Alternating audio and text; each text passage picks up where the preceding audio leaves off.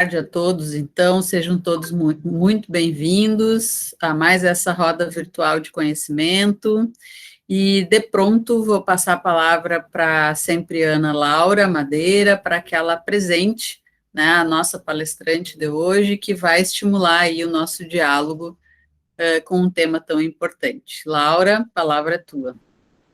Então, boa noite, pessoal, boa noite a todos, sejam muito bem-vindos à nossa terceira roda virtual. Hoje nós vamos receber a Jéssica Oliveira, ela é mestre em Direito pela UFSM e recentemente ela publicou um livro intitulado Discurso de Ódio Misógino no blog Escreva Lola Escreva, sobre o tratamento jurídico do tema à luz da criminologia feminista, o qual foi o tema da sua dissertação e também é o tema da nossa roda virtual de hoje. Ainda, a Jéssica ela tem uma caminhada acadêmica dentro da pesquisa, ela é integrante do Núcleo de Direito Informacional da UFSM, onde ela direcionou pesquisas a respeito dos direitos emergentes na sociedade global. E atualmente ela atua como advogada na Procuradoria-Geral do município de Caçapava do Sul. Então, primeiramente, eu gostaria de agradecer muito a ela por ter aceitado esse convite do Sempre, de ser parceira e de contribuir nesse projeto que a gente busca constantemente apoiadores para promover debates sobre os temas que são de relevância social e de relevância acadêmica, principalmente. E, nesse caso, o discurso de ódio, que ele está inserido num contexto cultural em que a gente vive e que naturaliza muito esse padrão de comportamentos e acomete mulheres e pessoas de diferentes contextos sociais e políticos. Então, estar aqui hoje significa debater alternativas para o enfrentamento dessa cultura de violência e essa cultura que é estrutural. E eu espero que seja um debate muito produtivo para todos. Eu convido a todos para participarem ativamente, de abrirem seus microfones, abrirem suas câmeras também, se sintam à vontade. E eu abro espaço, então, para a Jéssica fazer as considerações dela, e eu espero que ela se sinta muito acolhida por nós, mesmo de longe, abraçada, e que a sua presença nos enche muito de alegria. Muito obrigada, boa noite a todas e todos. Fiquei muito feliz com a presença aqui, está bem dividida entre mulheres e homens, então é muito legal que a gente tenha também homens aí no debate sobre essas temáticas que envolvem as questões de violência contra mulheres. Então, como a Laura falou, meu nome é Jéssica, agradeço muito ao convite do Sempre, também ao convite pessoal da Laura, a confiança para eu falar um pouquinho do meu trabalho. Fiquei muito feliz com esse convite, pelo espaço de fala, é muito importante que nós mulheres tenhamos aí, né, local de fala, não somente na academia, mas em todos os espaços, para que a gente consiga chegar mais perto aí de ideais de igualdade. E, enfim, acho que eu estava falando aqui um pouquinho antes com o pessoal no Aquece, que eu sou um pouquinho suspeita para falar sobre essa temática.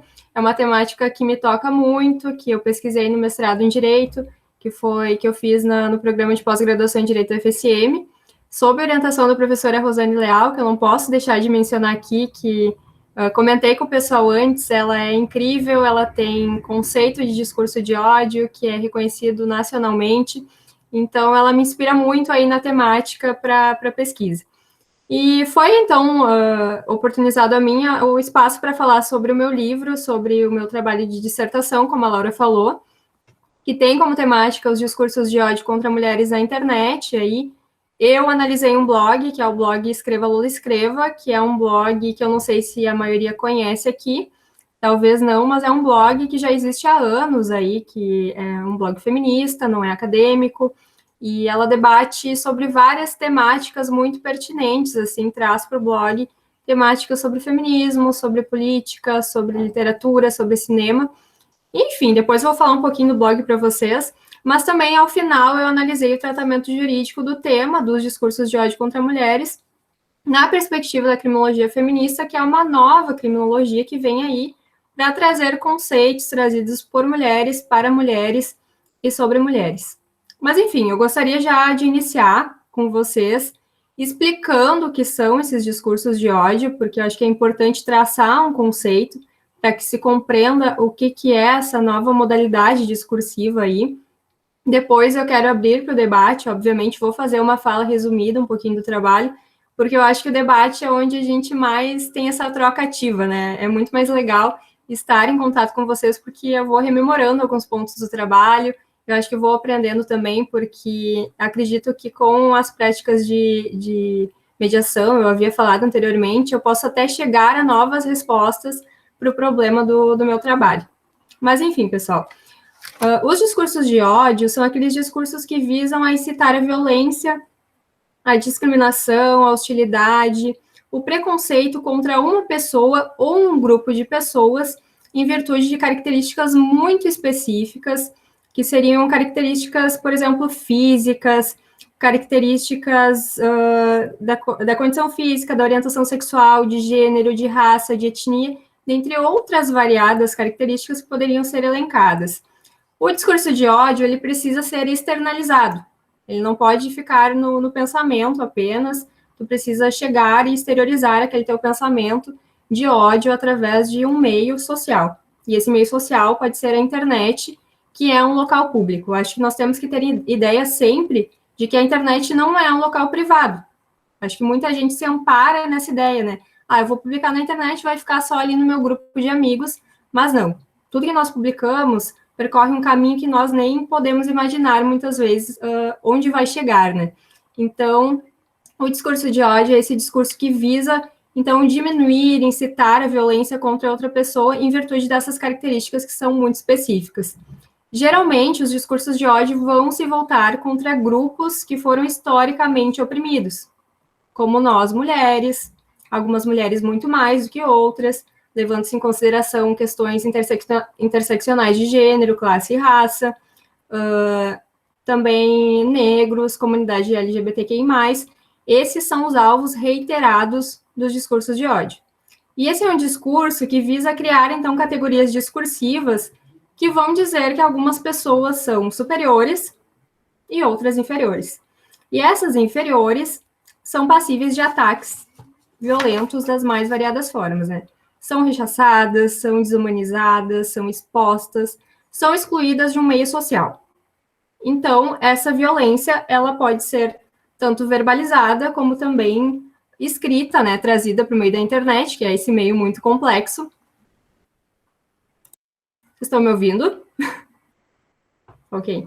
Não, é que a minha internet está um pouquinho ruim, às vezes, aqui em São Cepé, a coisa, às vezes, é meio devagar, sim, se eu parar, vocês me apontam.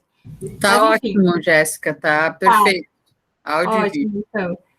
Então, pessoal, também esse discurso de ódio ele pode ser externado através de imagens, por exemplo, como quando aconteceu lá com a Dilma Rousseff, quando ela era presidente, em que ela teve aqueles adesivos que todo mundo lembra, né, colocado nos carros quando protestaram sobre o aumento do combustível. Aquilo também é uma forma de discurso de ódio. Ou quando se fala, você merece ser estuprada para uma mulher, isso é uma forma de discurso de ódio. Então, pessoal, eu iniciei o trabalho quando eu conheci o blog da Lola, tá? Eu escrevo a Lola Escreva, como a Laura falou para vocês. E a partir desse período, eu comecei a acompanhar o blog e a perceber que a Lola é alvo reiterado desses discursos violentos contra ela. Mas não somente contra ela, contra o grupo Mulheres no geral, que se identifica com aquelas publicações que ela faz no seu blog.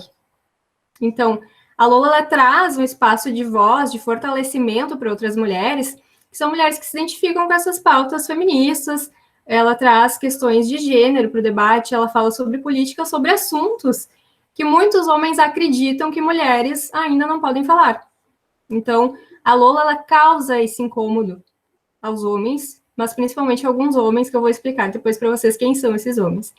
Enfim, né, eu comecei a analisar essa questão de como esses homens enxergam que nós não deveríamos estar ocupando esses espaços aí para nos manifestarmos livremente sobre as nossas ideias, sobre os mais variados assuntos, principalmente sobre questões que abordem o feminismo, que ainda é uma temática muito rechaçada, às vezes, por algumas pessoas. O blog da Lola, então, como eu falei para vocês lá no início, não é um blog acadêmico, ele existe desde 98, faz anos. Ela vem fazendo, através do seu blog, algo muito legal, que é um canal de denúncias, que ela denuncia essas práticas violentas, principalmente contra mulheres, esses discursos de ódio, Inclusive, através dessa denúncia até, ela impulsionou a criação de uma lei que veio para atribuir à Polícia Federal a investigação desses crimes misóginos que acontecem no ambiente da internet. E a lei foi aprovada em 2018 e carrega o nome da Lola, é a Lei Lola. Então, esse trabalho que ela vem fazendo pode parecer, às vezes, é um blog simples sobre temáticas diferentes, ela é uma blogueira. Mas não, gente, tem uma relevância muito grande, assim, social, para muitas mulheres que se identificam ali com as questões que ela aborda naquele espaço público que é a internet. Então, pessoal, eu comecei a analisar, né, esse blog e a perceber essa linguagem aí muito perversa que é utilizada por alguns grupos e escolhi esse blog como objeto de pesquisa do meu trabalho. Para explicar para vocês quem são esses caras aí que se reúnem na internet com o intuito apenas de disseminar o ódio contra determinadas pessoas, eles se autodenominam como masculinistas. É incrível isso, parece que nem existe. Mas masculinistas seria o oposto de feministas na cabeça deles. Ou também eles se autodenominam como mascus sanctus, que seria aquele ser superior a todos os outros e que poderia falar o que bem entendesse ali naquele espaço da Deep Web, principalmente, que é onde eles se reúnem, né, na Deep Web ou na Dark Web, camadas muito mais profundas da internet, né, para disseminarem essas formas de discursos contra esses grupos que foram historicamente oprimidos. Então, lá nesse espaço, eles proferem as falas mais, vou dizer, estranhas, assim, né, estranhas, pesadas, muito bizarras, assim, num ambiente que é propício para o anonimato, né. Qualquer pessoa que tenha um pouco de conhecimento tecnológico e consiga acessar a Deep Web pode acessar esses fóruns anônimos e se comunicar com esses grupos aí que se autodenominam como masculinistas. E eles, como alvo principal, assim, eles têm as mulheres, mas não qualquer mulher, não quaisquer mulheres, né? Principalmente aquelas mulheres que não preenchem certos ideais de recato, de feminilidade, de padrão estético, esperados socialmente de uma mulher. Mas, uma análise geral, nós verificamos que não somente certas mulheres, acho que é o grupo mulheres no geral, que acaba sendo afetado por esses discursos totalmente perversos que eles publicam lá nesse ambiente. Outro ponto, para eles acreditam que a culpa do mundo, dos problemas do mundo, mas do mundo deles ali, vem das mulheres. Porque as mulheres são seres perversos, diabólicos, não confiáveis, aquela concepção lá da Idade Média, né? No Martelo das Feiticeiras, o Manual dos Inquisidores, que as mulheres não são esses seres que são passíveis de confiança. Então, os problemas do mundo, o problema desses caras não terem atingido o sucesso, não terem dinheiro, vem das mulheres. Então, eles atribuem muito a questão da própria reafirmação da masculinidade às mulheres. Eles precisam daquela substituição ali do falo, de ter uma figura feminina, de ter talvez uma arma, algo que restabeleça o poder deles diante desses discursos. Então, pessoal, a Lola, como eu falei para vocês, ela é alvo reiterado desses grupos masculinistas de ódio, que na maioria das vezes desumanizam seu corpo, tudo porque ela é uma mulher que performa nesse local público, né? Ela sai do espaço privado do lar, lá do silenciamento, e vem para o espaço público e fala sobre temáticas mais diversas. Fala sobre inúmeros assuntos que na cabeça de muitos homens não deveriam ser falados e tocados por mulheres. Ainda mais por uma mulher que, como ela diz, ela é uma mulher bem esclarecida, ela coloca as suas convicções à frente do blog, e ela fala, eu sou uma mulher gorda, bem resolvida com isso, mas o fato dela ser uma mulher gorda já é alvo suficiente para ela ser atacada ali publicamente por esses caras. Inclusive questionam até o casamento dela por ela ter se casado com um homem que é branco e magro. E eles não entendem como uma mulher que é gorda casou com um cara magro. Até isso vira ponto de questionamento desses caras. Mas, enfim, iniciando então as explicações dos 2 capítulos, né, que eu construí no meu trabalho, eu iniciei o trabalho pela análise da internet, de como a internet é esse espaço que deveria ser totalmente plural, democrático, né, aberto, também contribui para a forte propagação desses ideais odientos, inclusive fortalecendo essas desigualdades de gênero já existentes na sociedade, né, perante aquele ódio que vem muito disfarçado da liberdade de expressão, que muitos desses homens masculinistas aí, mas não somente eles, propagam por aí, né, baseados numa estrutura que é muito sólida, muito antiga e muito perversa, que é o patriarcado. E o patriarcado é a base que sustenta a formação desses discursos. Essa estrutura está aí, né, para nos mostrar todos os dias que os nossos corpos podem ser odiados, explorados, inferiorizados das mais diversas formas, até através de um discurso escrito na internet, que causa muitos danos para essas mulheres que são expostas ali, muitas vezes têm seus corpos expostos, né, por esses discursos, causando danos, inclusive, psicológicos.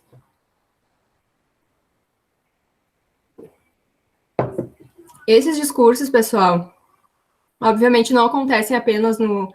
Até a Laura estava falando comigo isso antes, não acontecem apenas no meio virtual, né? Eles acontecem em todos os ambientes, mas eles vêm ganhando muito mais força com a internet devido à utilização dessas novas tecnologias de comunicação e informação, que ao mesmo tempo, como eu falei para vocês, que fortalecem esses grupos que foram historicamente oprimidos porque oportunizam aí uma comunicação mais fluida, mais aberta, né? Cria espaços de fortalecimento, pode também causar essa exclusão com base nesse ódio que vem na crença de que é a liberdade de expressão. Eu posso me expressar, eu posso falar o que eu bem entender, que eu não vou estar ferindo a existência de outra pessoa, né?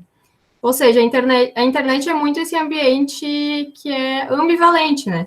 Ela é muito positiva e muito negativa ao mesmo tempo, muito mais negativa às vezes, porque oportuniza esse anonimato, né, em que eu posso ser quem eu quiser, na hora que eu quiser, mas ela nos lança todos os dias novos desafios. Desculpa. Novos desafios, como o próprio discurso de ódio, né, que é um desafio, inclusive para o Poder Judiciário, para os seus profissionais que não conseguem acompanhar esse fluxo intenso aí, doido que a internet nos traz, né, de informação, de comunicação, o tempo inteiro. Então, é muito difícil, muito complexo para nós acompanharmos tudo que vem acontecendo, inclusive a disseminação desses discursos de ódio. E como membro do Observatório de Discursos de Ódio, né, nós viemos pesquisando já há uns 5 anos, por aí, jurisprudências de todos os tribunais do Brasil, e são pouquíssimos os casos que são julgados por discurso de ódio.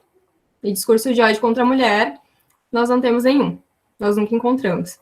Então, eu acredito que essa mentalidade venha sendo um pouco modificada.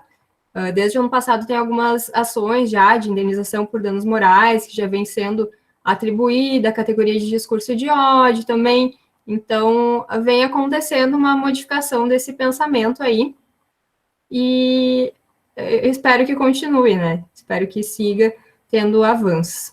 Mas, infelizmente, pessoal, a internet também é um espaço que foi criado e pensado, né, por homens e para homens, assim como muitos outros espaços sociais, e a partir da análise de que nós, mulheres, seguimos sofrendo as mais variadas formas de violências por aí, né, inclusive até na internet, mesmo com tantos avanços, eu passei a selecionar algumas publicações que a Lola fez no seu blog.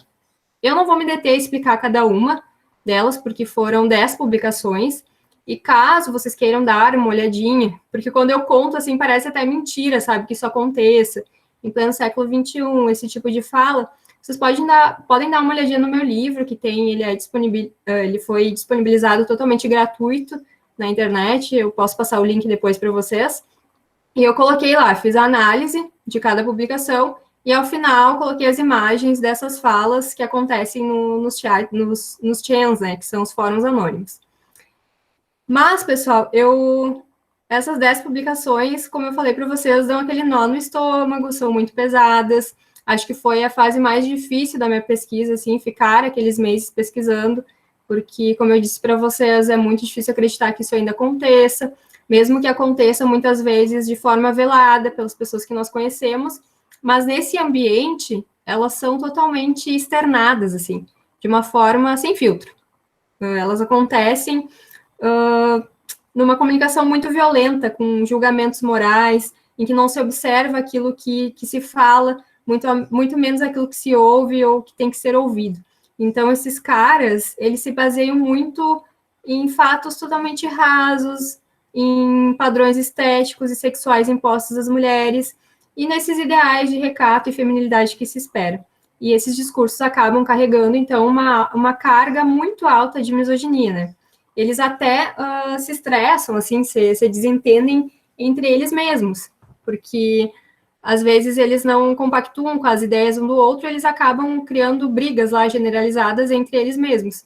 Isso nos mostra que o machismo, mesmo que atinja muito mais violentamente a nós mulheres, eles também rebatem e acabam atingindo os próprios homens que proferem essas falas, né?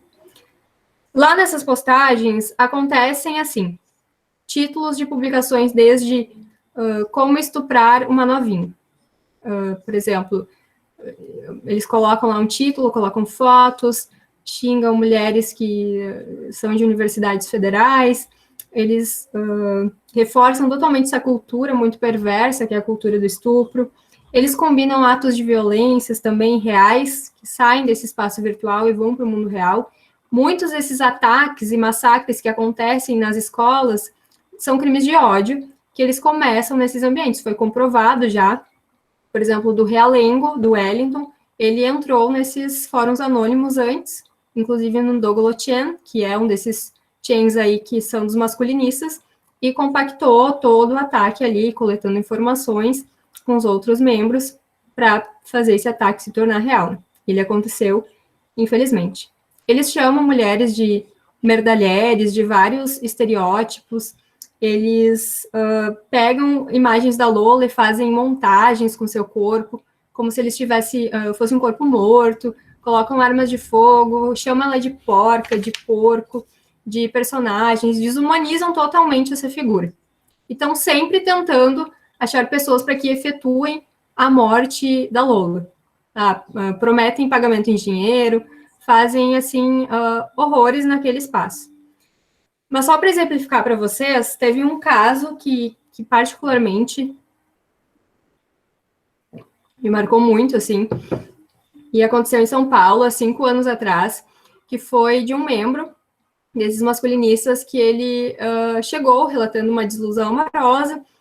Eles começaram a atacar ele por ele ter sucumbido a uma mulher, que ele não deveria ter confiado a uma mulher, e ele falou que não fazia mais sentido esse mundo para ele, disse que iria se matar, e como se não bastasse todo o problema que já estava sendo envolvido ali, né, os colegas de grupo falaram que ele deveria sim se matar, mas antes dele se matar, que ele levasse a escória junto com ele.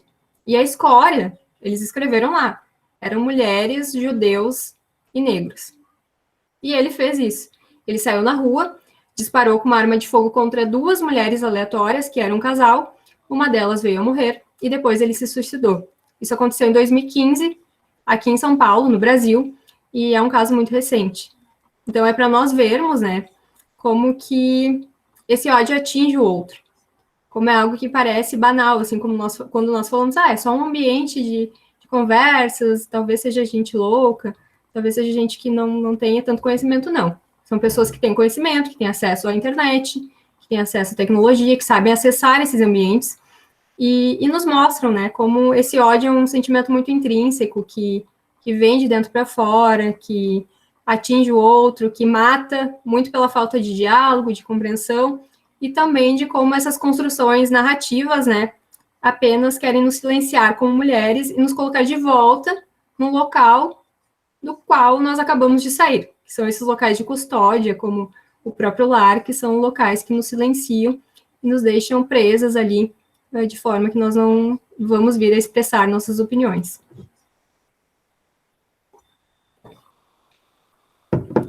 Então, pessoal, a partir dessas análises aí que foram construídas no primeiro capítulo, nós partimos para o segundo capítulo, que foi o capítulo final, em que nós buscamos traçar um conceito de discurso de ódio com base na doutrina que vem sendo construída, uma doutrina recente ainda, e também nas decisões jurisprudenciais, aí que eu falei para vocês que ainda são poucas, infelizmente, porque o Poder Judiciário ainda não reconhece o discurso de ódio como uma categoria jurídica passível de análise, mas acredito que venha sendo uma mentalidade que vem sendo modificada, mas é certo, sim, que o discurso de ódio é essa categoria própria, que merece análise, merece reconhecimento, até porque discurso de ódio não se confunde com ataque à honra, ele é um pouco mais amplo, muito menos o discurso de ódio é sinônimo de liberdade de expressão.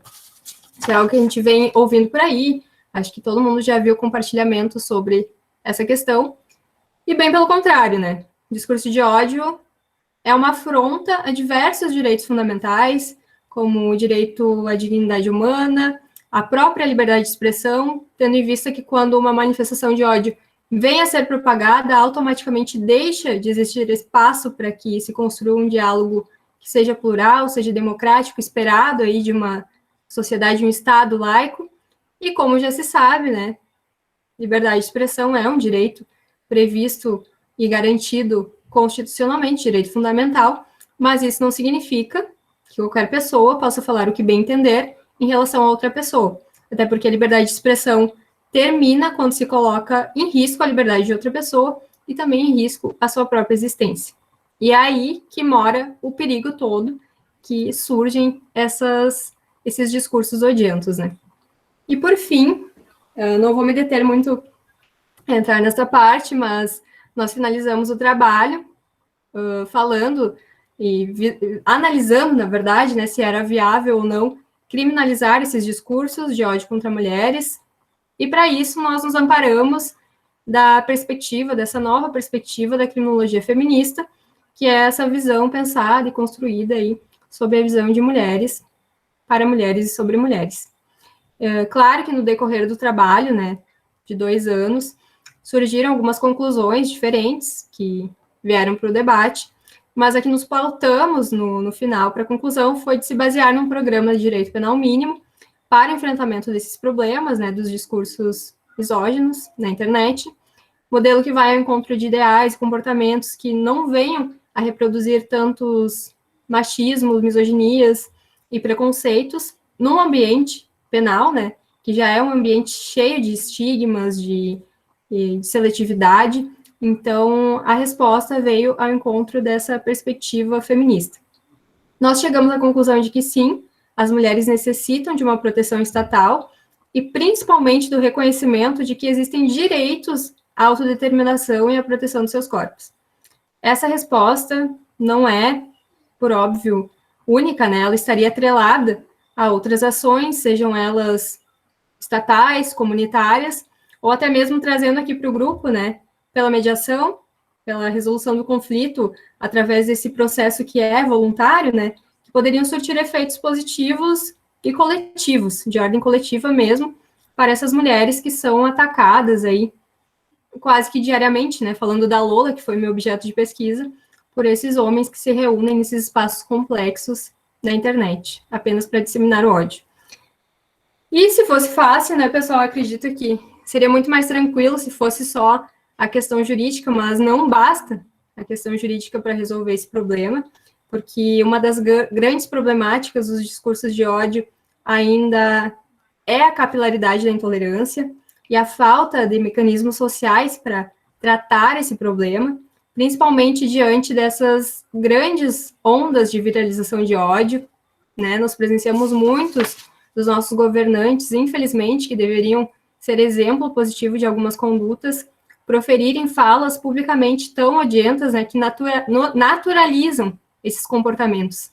Então, muitas pessoas se baseiam nessas pessoas para virem a proferir falas que são totalmente odientas, como se fosse algo totalmente natural.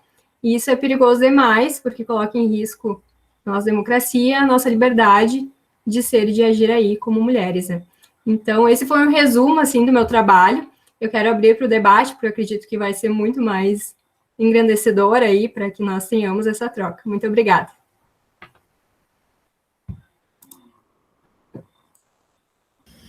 Obrigada, Jéssica. Tu trouxeste muitas reflexões, né, bem profundas, e o quanto é importante a gente trazer e proporcionar espaços como esse que a gente está proporcionando aqui para falar mais sobre isso, né? e levar um conhecimento, principalmente aqui, né, na academia, que são tantos jovens, né, que futuramente vão estar aí trabalhando e buscando abrir outras possibilidades.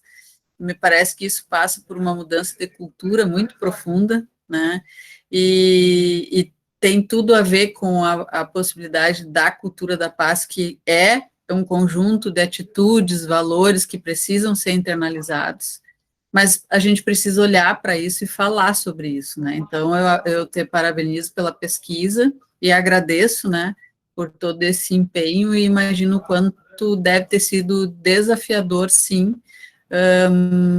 pelos exemplos, né, um exemplo que tu trouxe aqui, e que realmente deve ser bastante pesado, né? Eu fico me questionando, assim, refletindo, será que essas pessoas são felizes, né? Na abordagem que a gente tem aqui nos meios de gestão de conflitos, a gente trabalha com a abordagem da comunicação não violenta. E o Marshall Rosenberg, que é o autor, psicólogo americano, que trouxe essa abordagem da forma como a gente trabalha, ele nos ensina que todo ato de violência é a expressão trágica de uma necessidade não atendida. Então, eu fico pensando, quando ouvi a tua fala, eu pensava, qual a necessidade dessas pessoas não está sendo atendida para elas agirem assim contra outros seres humanos, né? E às vezes, de forma bem pontual e gravíssimo, né? Então, eu acho que fica essa reflexão, e também não quero me estender, que eu quero dar oportunidade aí para o pessoal falar, e gostei muito aí da tua pesquisa, parabéns.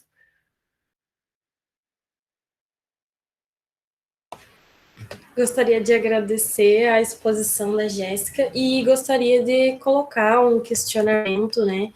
A gente sabe que uma das consequências de todo esse discurso de ódio, dessa cultura de violência, é sabotar a organização política das mulheres, sabotar as reivindicações que as mulheres têm em relação a uma melhora dessa condição de segurança, condições de estarem existindo sem ter que passar por esse tipo de violência estrutural. E eu gostaria de saber quais foram as respostas jurídicas encontradas ao longo dos teus estudos e que apontam um novo direcionamento para o combate e para a responsabilização desses agentes que cometem esses ilícitos. Bom, muito obrigada, então, professora Isabel, muito obrigada, Laura, pelo questionamento. Esse foi um processo bem lento, assim, né? Foi construído ao longo desses 2 anos, porque eu tive, como eu falei para vocês, não foi uma resposta única, né, no trabalho. Acho que a que nós nos baseamos foi de encontrarmos, sim, meios de responsabilização que as mulheres precisam de amparo estatal pelo direito penal mínimo, né, que vem para proteger o mais fraco frente ao mais forte. Mas essa não é a única resposta. Inclusive, a Soraya Rosa Mendes, ela tem uma pesquisa que é a Criminologia Feminista, é um livro dela sobre essas novas perspectivas, em que ela traz alguns exemplos, né? Inclusive até do apitácio, que é uma ação comunitária, em que mulheres de uma comunidade, elas distribuíram apitos, acho que muita gente já ouviu falar, apitos para que elas se defendessem da violência doméstica naquele ambiente. Então, acredito, Laura, que o tratamento ele vem de um aglomerado de situações. Como eu falei para vocês, não basta apenas a questão jurídica. Se fosse, talvez, falando bem genericamente, assim, talvez seria mais fácil. Ok, vamos lá criminalizar, vamos punir aquela pessoa que está cometendo esses crimes. Mas nós sabemos que muitas vezes não resolve o problema como um todo, né? Então, acredito que a resolução, acho que isso foi até uma questão muito levantada na minha banca, assim, tanto de qualificação quanto de defesa, que é investir em pautas educativas, né? Trazer o debate para as escolas, sustentar uma base, que nem eu falei para vocês, a base desses discursos preconceituosos vem muito dessa estrutura que é antiga, que a gente não consegue modificar, assim, rapidamente. Então, nós sabemos que nós estamos aí em 2021, mas que nós não temos uma modificação de pensamentos. Então, vem da base, sabe? Recai nessa questão novamente, de que nós sim devemos debater gênero nas escolas, devemos debater várias questões que não são debatidas por muito medo desse falso moralismo aí, de que não seria uma resolução para o problema. Então, eu acredito que os discursos de ódio contra mulheres vêm muito dessa união de fatores que deveriam ser influenciados para que eles não ocorressem com tanta frequência. Inclusive, né, de uma educação voltada até para a utilização da internet, dos próprios meios virtuais, né, para que a gente tivesse uma socialização muito melhor do que nós estamos tendo, né? Nós falávamos muito da globalização, de tudo sendo virtualizado como algo positivo, mas infelizmente não é o que nós estamos vendo aí, né? É um retrocesso, nós não evoluímos o suficiente como humanidade para podermos nos comunicar assim com um certo respeito ao outro, e até porque esse ódio, né, que é muito externado em relação a homens, em relação a mulheres, é muito aquele medo de ser aquele outro ali, né? Eu odeio aquilo que eu tenho medo de trazer para mim. Então, esses homens que se reúnem ali nesses espaços, eles têm muito medo de terem a sua masculinidade atacada, né? Tudo que é feminilizado, tudo que é do feminino acaba sendo inferiorizado, acaba sendo menor. Então, é o medo de se tornar uma mulher, de se tornar algo que eles veem como frágil, e não o oposto disso, né? Então, acredito que é isso, Laura. As respostas são várias, assim, né? São várias, não basta apenas criminalizar. Talvez, sim, precise de uma lei ali que não existe. Existem, se eu não me engano, 4, até ano passado eram 4 projetos de lei para criminalizar os discursos de ódio, mas nada aprovado ainda. Então, acredito que é um andamento, é um conjunto de atos. Jéssica, resgatando ali o que a professora Isabel falou com relação à necessidade, né, desses grupos, né, eu vejo que há hoje, uma grande existência com relação a pertencimento a grupos, sabe? Os jovens precisam pertencer a determinados grupos. E para te pertencer a esses grupos, obrigatoriamente, tu tem que estar de acordo com aquilo que o grupo determina.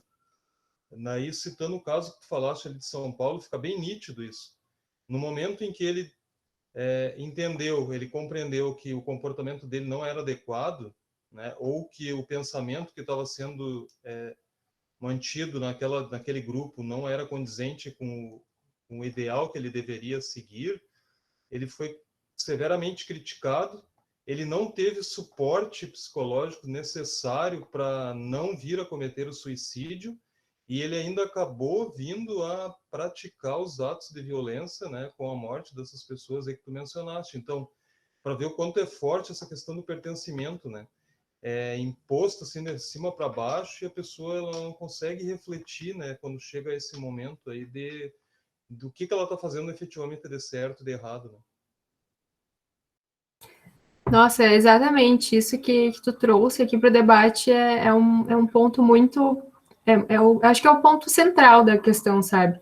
Essa necessidade de pertencimento a determinados grupos. Eu preciso estar inserido ali a um grupo para eu me sentir inteiro, de alguma forma. Então, eu preciso me encontrar.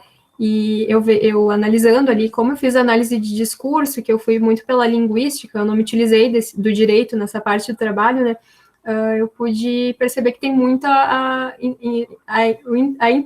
tem uma conexão com a própria psicanálise, né, que explica muito essa questão do ódio e de como eu preciso pertencer, senão eu vou me sentir excluído também, ainda mais na adolescência, né, que nós precisamos nos reafirmarmos o tempo inteiro, seja como homem, seja como mulher, seja como se entender aí no mundo. Então, nossa, muito importante isso que tu falou, realmente é algo que falta ali, né? Por exemplo, eles se sentem acolhidos. Por exemplo, nas escolas, muitas vezes, acaba se tornando um local de custódia também, em que nós somos excluídos. E aí nós saímos da escola e vamos para casa e temos acesso à internet. Ali eu vou achar o meu mundo, eu preciso me integrar em algum local que eu seja aceito. E esses ambientes, às vezes, acabam sendo de acolhimento para aquelas pessoas, mesmo sendo um ambiente de ódio, né? Porque eu odeio alguém, então eu preciso disseminar o meu ódio, externar esse ódio em algum ambiente, e essas pessoas se sentem acolhidas naquele ambiente. Então, isso é bem complicado, assim, porque assim, ó, o pessoal é um ambiente horrível, sabe? Eles não têm filtro mesmo, eles falam aquilo que eles bem entendem.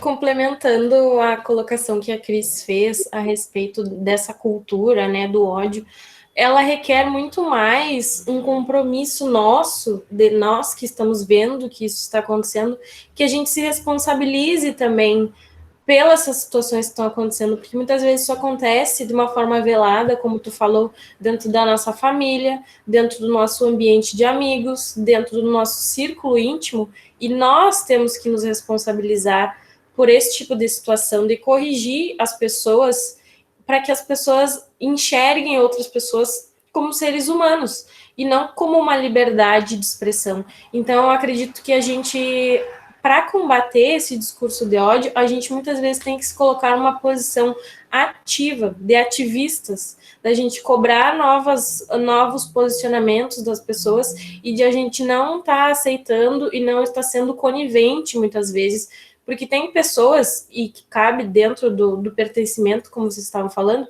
tem pessoas que veem situações de racismo, de homofobia, de xenofobia, e essas pessoas, elas acabam ficando em silêncio, então tu acaba não protegendo a pessoa que está sofrendo aquele tipo de agressão e de violência. Isso às vezes pode acontecer na nossa frente, ou às vezes pode acontecer na internet, independente do lugar, mas eu acho que a gente tem que ter uma postura que seja mais ativa para a gente corrigir esse tipo de comportamento e a gente também promover um diálogo. Não é, muitas vezes a gente quer criar conscientização nas pessoas, mas a gente também tem que mudar a nossa comunicação. A gente não pode chegar para a pessoa e xingar ela ou querer demonstrar que a gente é superior a ela porque a gente não agiria daquela forma. Mas a gente tem que fazer a pessoa questionar a atitude que ela está tendo. Então, a gente tem que mudar a nossa abordagem e a partir dessa abordagem, a gente já tá construindo uma cultura de paz. Porque por mais que o outro esteja errado, a gente quer chegar até ele e quer estreitar uma relação com ele, quer que ele mude aquela concepção dele, mas não de uma forma que faça com que ele se sinta humilhado, porque muitas vezes a pessoa ela só age daquela forma porque foi aquilo que chegou até ela. Às vezes ela cresceu num contexto que naturalizou esse tipo de violência, e a gente vê que isso de geração para geração, a gente vê o tratamento diferenciado, que algumas gerações mais velhas têm a um determinado grupo de mulheres e certas expectativas, e também entra a questão de papéis de gênero, né, do que se espera de um homem, do que se espera de uma mulher, do que se espera de um filho, enfim. Então, eu acho que uma das soluções para a gente estar construindo esse caminho e que a gente enfrente essa cultura de violência é a gente se colocando como exemplo e é a gente tendo atitudes que vão em direção a uma construção da cultura de paz. Eu concordo muito, eu acredito que essas práticas de comunicação, eu não terminei a leitura ainda, quando eu saí do mestrado até eu tive conhecimento desse livro, não conhecia, e essas práticas de comunicação não violenta são muito positivas, né, para a resolução desses problemas que trazem tanto ódio. Até porque acho que parando para analisar, assim, todo o discurso, né, carrega consigo uma alta carga, assim, então, seja discurso de qualquer forma, né, até exposto ali na internet, então tem que ser realmente tratado de dentro para fora, né? Acho que começa por nós, ativamente, tentando trazer o diálogo aí com as redes sociais, que nós temos esse poder nas mãos. Estamos aí num local de fala muito privilegiado, né? Porque estamos dentro de uma universidade, temos pessoas que querem nos ouvir e devemos usar desse nosso espaço, então, para passarmos e tratarmos esse problema aí de uma forma mais saudável, né? Até colocando pessoas, não digo frente a frente, quando falo frente a frente, não é colocar uma pessoa frente a frente, mas trazer essas realidades diferentes para se tratar da diversidade como um todo, precisamos respeitar a diversidade, né, do outro e da outra. Então, é bem importante mesmo, acredito que essa conversação, esse diálogo, que seja, que tenha um período ali de filtragem, né, me faltou a palavra, mas que a gente observe o que o outro está falando, observe, filtre, analise aquilo ali que está sendo falado, para depois expor nossas ideias, e que essas ideias também venham como uma forma de educação também, né, para os ciclos que nós vivemos. Acho que é assim que nós atingimos as mais variadas pessoas, porque se nós começarmos pelos nossos amigos, pelas nossas famílias, isso vai se expandindo. São comportamentos que vão sendo repetidos, são atos repetidos. E acho que nós nascemos em ambientes que vão sendo naturalizados, e quando nós saímos desses ambientes, nós temos acesso a outras formas de pensamentos para que eles sejam externados.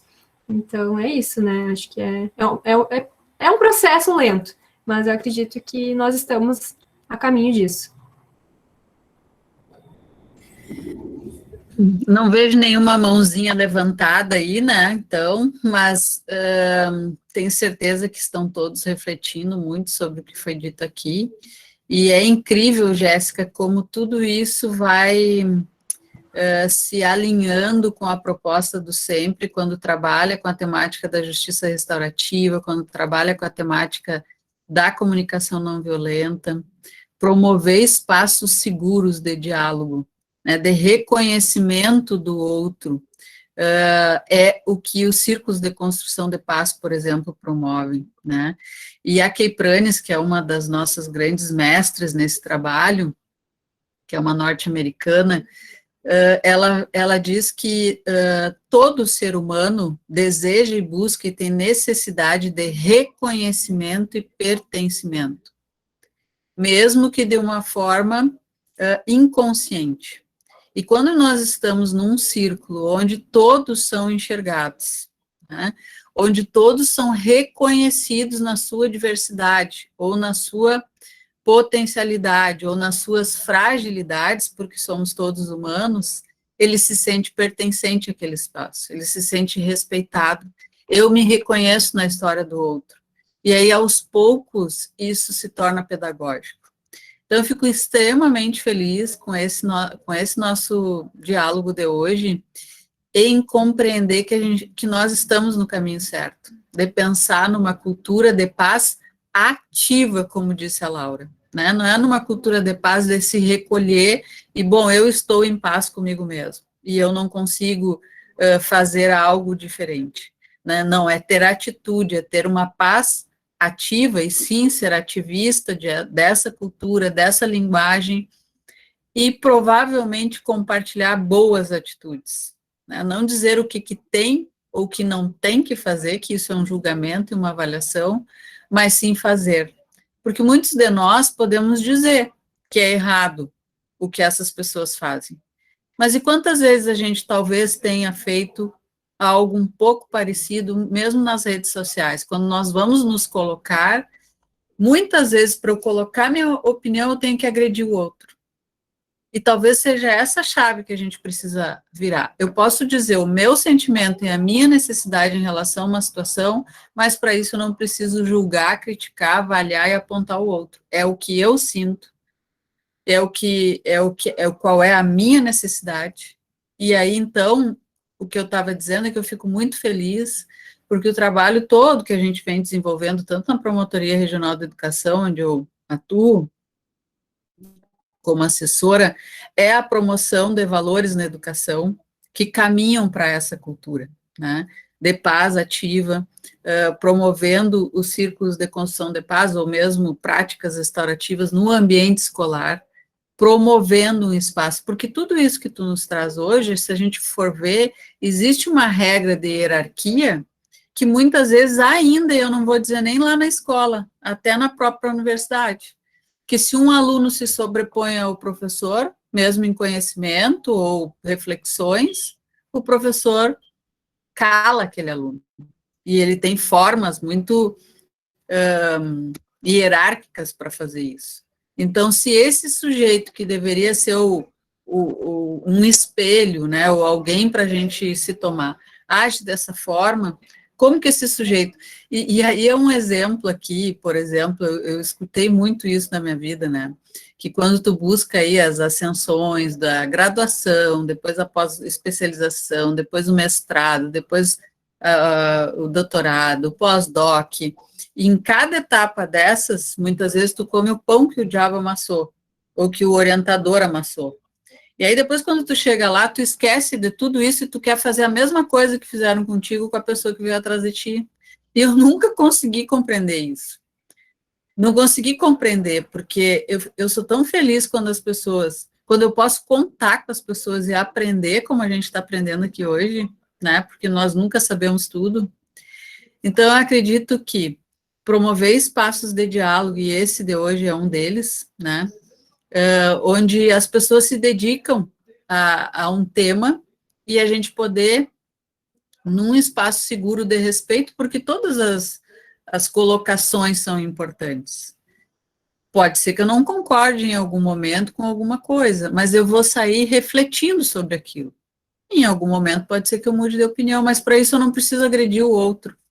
E talvez esses espaços nas escolas, nas famílias, é que esteja precisando potencializar. Então, eu te agradeço imensamente trazer esse tema, te agradeço a tua pesquisa, agradeço a Laura por ter nos sugerido o teu nome e esse tema, né? E vou passar a palavra, então, para o Emerson, que está com a mãozinha levantada, e aí já vamos depois passar para ti para fazer as considerações finais e nós encerrarmos a nossa roda virtual de hoje. É só fazer mais um comentário, usando também a tua fala, tá, Cristina? Que no que diz respeito aí ao uso das redes sociais, né? O Pondé, ele tem por hábito falar que as redes sociais e a internet deu voz aos tolos, né? E são esses tolos que estão fazendo propagar cada vez mais esse tipo, né, de discurso, né? E agora, recentemente, eu só não lembro que universidade, em qual estado, mas teve um professor que fez um comparativo aí para reforçar a questão da cultura do estupro, né? Em que ele fez um comentário absurdo, quem seria estuprado, né? Uma freira ou a Chapeuzinho Vermelho? Inclusive, ele teve que se retratar com relação a essa manifestação dele. Isso foi questão de um mês atrás, no máximo. Eu não recordo exatamente onde.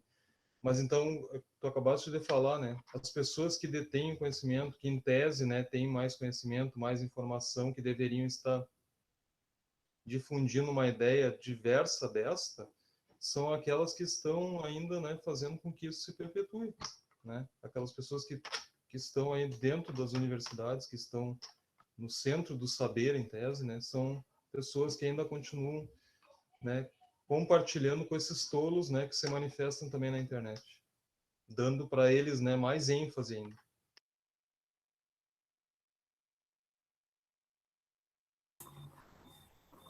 Obrigada, Emerson. Vou passar para a Jéssica, então. Jéssica, para te deixar aí uma palavra final e a gente se despedir, então. Bom, eu gostei muito de estar aqui com vocês. Eu também acredito muito que esses espaços de comunicação aí sejam essenciais para o nosso crescimento, para a nossa construção, porque é desses espaços que nós vamos crescendo, vamos nos estruturando como humanidade, nós vamos aprendendo, e acredito muito que deva existir, sim, humildade intelectual e ética aí para nós debatermos, né? Porque, como a professora Isabel falou, nós não sabemos tudo. Então, com certeza, saí daqui com o coração cheio, porque aprendi muito nessa noite. Fiquei muito, novamente, reitero o agradecimento, né, porque fiquei muito feliz com o convite pessoal da Laura. Já queria conhecer eu sempre, já vinha vendo o trabalho que vocês vêm fazendo aí, já conheço o Juarez, né, que sempre comentou comigo durante o mestrado, o Vitalini também. Então, só elogios ao sempre. E elogios também aos levantamentos que vocês estão fazendo. Muito obrigada pelo espaço. Eu acredito que, quando precisarem, estarei aqui disponível para debater sobre essas temáticas com vocês. E, enfim, fiquei muito feliz. Muito obrigada mesmo, novamente. Laura, tu quer fazer uma palavrinha de despedida aí para a Jéssica e para toda a galera que esteve aqui conosco hoje? Com certeza.